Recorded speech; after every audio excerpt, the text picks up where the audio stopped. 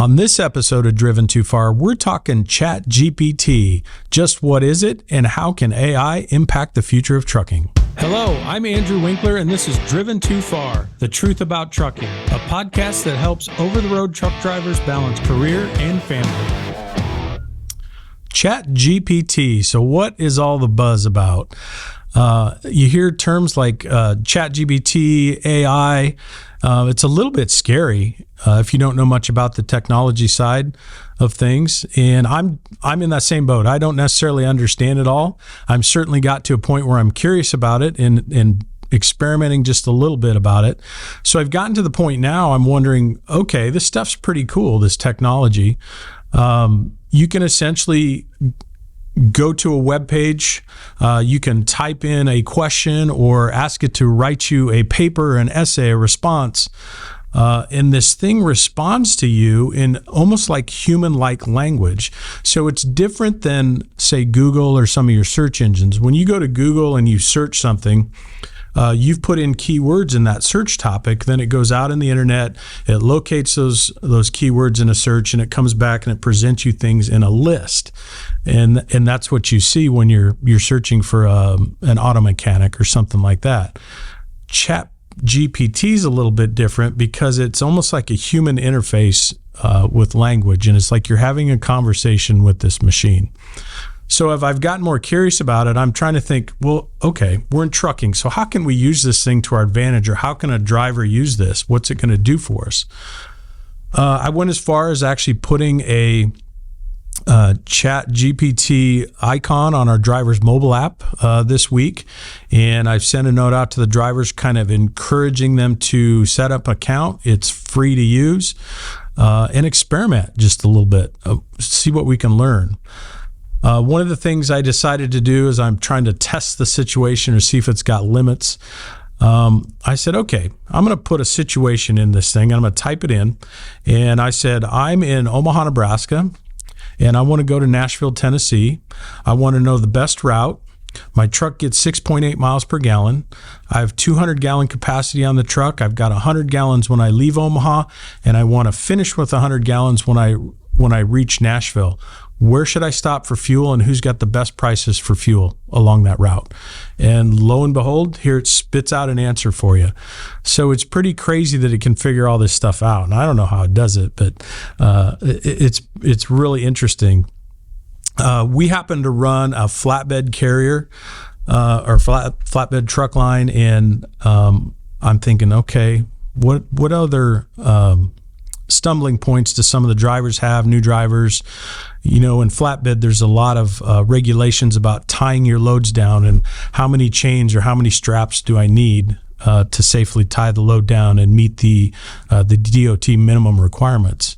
Let's test it out, right? So I typed that in there. I said, I got a 48-foot flatbed. I've got a load of 40-foot steel beams that weigh a total of 40,000 pounds. What kind of securement do I need on this load? And the first answer it came back with was kind of generic and stuff. It didn't give me a lot of detail. But the cool thing that we figured out about ChatGPT is you can continue the conversation with it. So if it doesn't give you the exact answer you want at first, you just ask it a little different, more question, and ask it for more detail.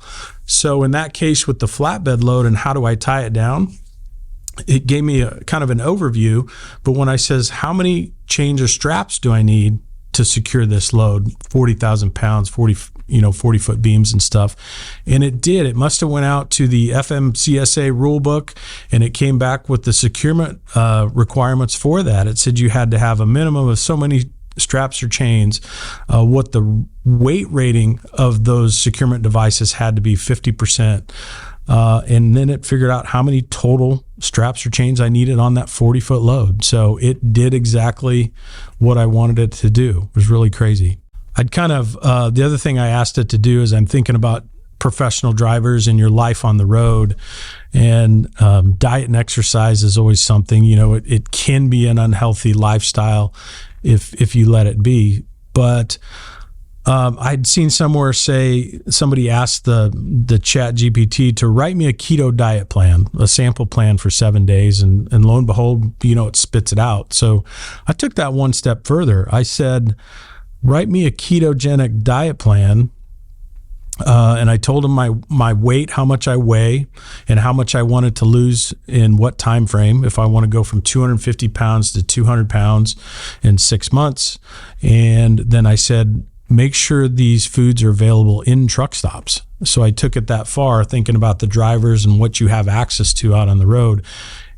And it did it. It found foods that would be commonly found in truck stops, in the fast food restaurants, whether it be a salad or ordering a hamburger with no bun and some of those things. So it's just really fascinating what this thing can come up with. And a little bit scary, a little bit spooky. Don't quite know the limits of this or where it's going, but I have a feeling we're just on the tip of the iceberg. And this company, OpenAI, is the one that has launched Chat GPT. And I was listening to a podcast on my way here to the studio today, and it was talking about this is just the tip. Microsoft's got their fingers in it, Google's got their fingers in it, and everybody's trying to develop this in the background. So I think the future is really going to change here over the next year or so. What about your company? How could your company put this kind of technology to use to make your life a little bit easier as a driver? And I think some of it you've probably already seen when you think about you go to a website and all of a sudden a little window pops up and you got a little chatbot in the bottom. Somebody's asking you questions. Now, you can tell a difference from some that are intelligent, not so intelligent, right? The chatbot that are intelligent, it's asking you intuitive questions and it's understanding what you're asking for, and it's responding back like a human in that conversation to you. I think there's a lot of future uses for drivers when we start to think about training.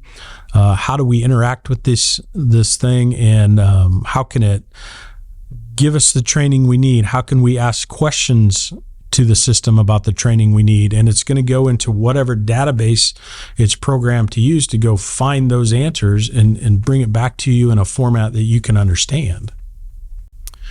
How about your spouse and your family? What could we do there with this? I was playing with it, testing with it, seeing what kind of limitations it has. Now, the one thing I can tell you that it can't do or it wouldn't do was Sunday morning, I asked it, what is the odds of the Creighton Blue Jays advancing to the Final Four? And they had a game Sunday afternoon against San Diego State.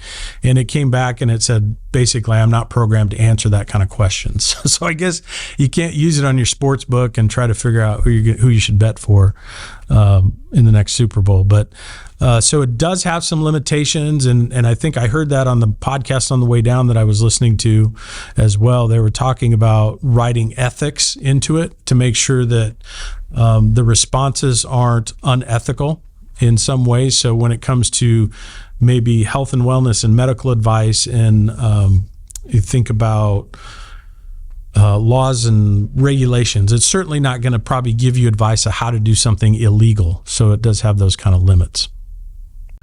But on the home front, I wanted to test it a little bit. And the scenario I'm thinking about is you're out on the road and your spouse is at home with the kids or something like that. Something inevitably happens at the house, whether it's the furnace goes out or the car needs repaired or something like that. But how can your wife or your spouse use this thing to their advantage? And it's the same kind of thing. Type in, I need top heating and air conditioning repair services in Toledo, Ohio, that have a Google ranking of this, so I know I'm getting the best service, and pops right up and it gives you 4 or 5 different services. Same thing with auto repair, and maybe you're stranded on the side of the road, or your wife is. That seems to be when you get that call, right? Something's happened and they need you right now, and unfortunately you're not home to help them or take care of them.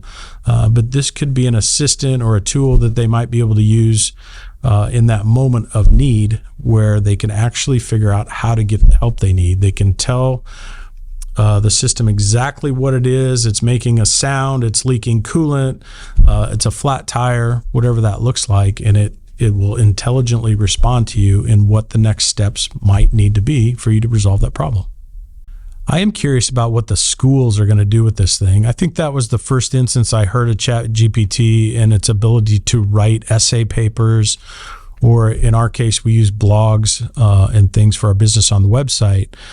But how are the schools going to control this? If all of a sudden your kid can go home and say, I need a 5-page essay on this certain topic, and it spits out an essay that they can essentially copy and paste into Word or Google Docs or something and turn in as their own, how are the schools going to patrol that?